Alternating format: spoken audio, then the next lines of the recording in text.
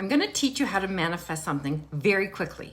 So the first thing I want you to do is think about an object, a thing. Maybe it's a bird, maybe it's an owl, maybe it's a cup of coffee from somebody, maybe it's a text message from somebody, maybe it's a flag, a flower. I want you to pick a thing. Go ahead.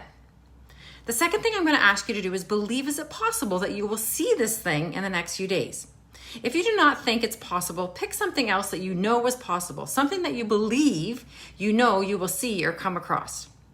Now I want you to close your eyes and visualize coming into contact or seeing or receiving or coming across this thing that you want to manifest. Close your eyes and have a picture. Visualize it in your mind, how you're going to feel when you see this thing or how you're going to feel.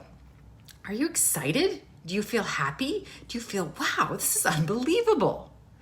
And now let it go. Let it go until you come across this thing.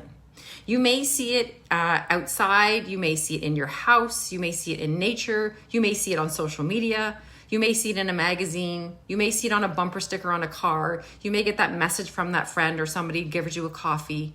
It's a simple process. Ask, decide what you want, believe it's possible, and receive it. The rest is up to the universe.